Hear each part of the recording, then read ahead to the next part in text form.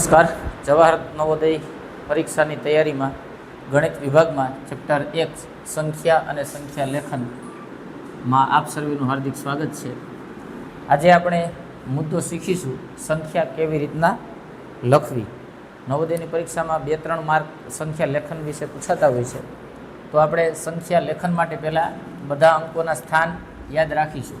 એકમ, દશક, સો, હજાર, 10,000, લાખ, 10 લાખ અને કરોડ. આપ સર્વે જાણતા જ હશો. ન જાણતા હોય તો આ યાદ રાખવું ફરજિયાત છે. પહેલો અંક એકમ, બીજો દશક, ત્રીજો સો, ચોથો હજાર, 10,000, લાખ, 10 લાખ અને કરોડ. હવે સંખ્યા કેવી રીતના બનાવશું એ આપણે જોઈએ. તો પહેલાં આપણે આ એકમ, દશક અને સો એને આપણે હંમેશા સાથે જ લખીશું. એમાં વચ્ચે કે અલ્પવિરામ આવશે નહીં. દાખલા તરીકે આ એકમ, દશક, સો. ત્યારબાદ 1000 અને 10,000 આ બંનેનું ગ્રુપ બનશે, એટલે 1000 અને 10,000 એ બંને સંખ્યા આપણે સાથે લખશું. ત્યાર પછી લાખ અને 10 લાખ એ બંને સંખ્યાનું ગ્રુપ બનશે, એટલા માટે લાખ અને 10 લાખ એ બંને સંખ્યાને આપણે સાથે લખીશું. ત્યારબાદ કરોડ, જો આગળ હોય તો 10 કરોડ. તો આ રીતે હવે સંખ્યા લેખનમાં ધ્યાન શું રાખવાનું છે કે આટલા અંકો છે એ બધા ભરાઈ જવા જોઈએ. આપણે ઉદાહરણ સાથે જોઈએ કે એવી સંખ્યા પૂછી હોય કે 5 કરોડ 36 લાખ 25,213.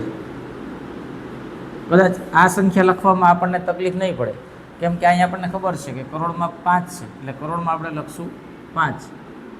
ત્યારબાદ લાખ આવશે.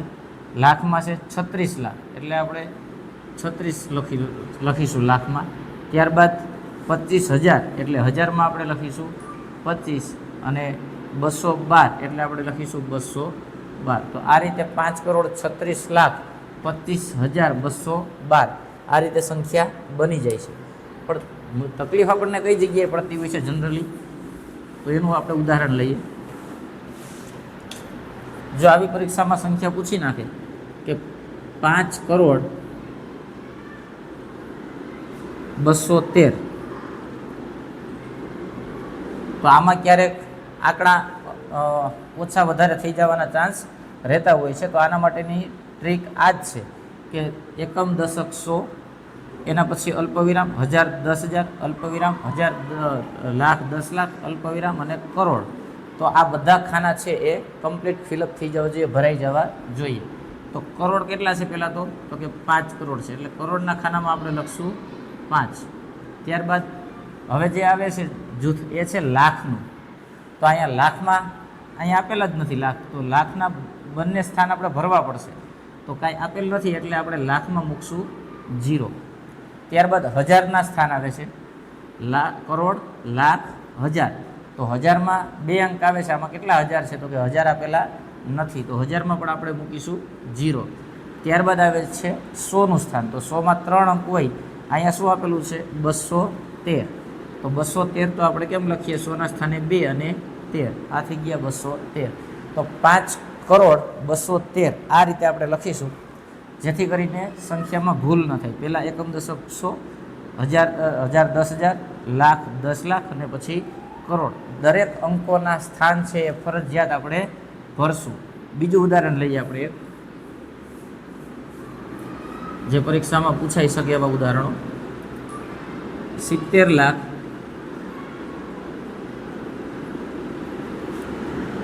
7,050. હવે જુઓ, કરોડમાં તો કાંઈ છે નહીં, લાખ આપણને આપ્યા છે. કેટલા આપ્યા છે કે 70, તો 70 લાખ લખીશું. ત્યાર પછી હવે આપ જાણો છો કે કોની પેર આવે, હજારની. તો હજારમાં કેટલા આપ્યા છે 7,000.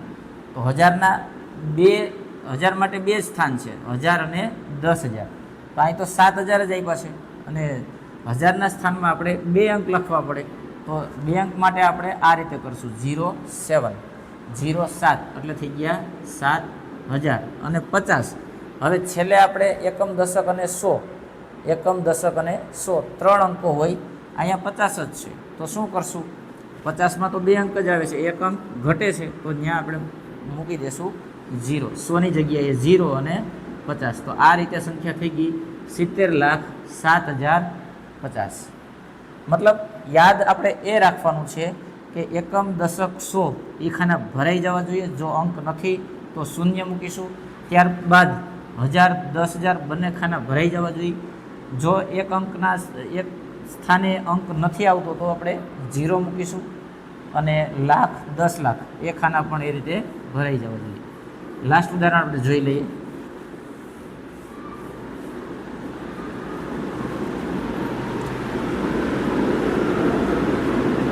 30,02,000. તમે પ્રયત્ન કરો કેવી રીતના કરીએ વિડીયો પોઝ કરીને. તો હવે અહીં આપણે જોઈએ કેવી રીતના લખશું 30,02,000. તો પહેલાં તો લાખના સ્થાનમાં છે 30 લાખ એટલે આપણે લખશું 30.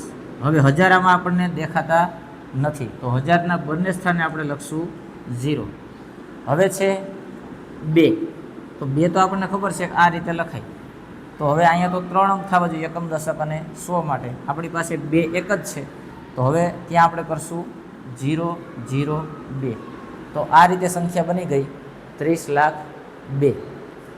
તો હવે આમાં જો કોઈ પ્રશ્ન થતો હોય તો તમે વિડીયો ફરીથી જુઓ અને પ્રયત્ન કરો કે આવા વધારે ઉદાહરણો તમે તમારી નવનીતમાં આપેલા છે એ સોલ્વ કરો. અને જો કોઈ ઉદાહરણમાં તકલીફ પડતી હોય, સંખ્યા સમજવામાં તકલીફ પડતી હોય તો તમે કમેન્ટમાં જણાવી શકો છો.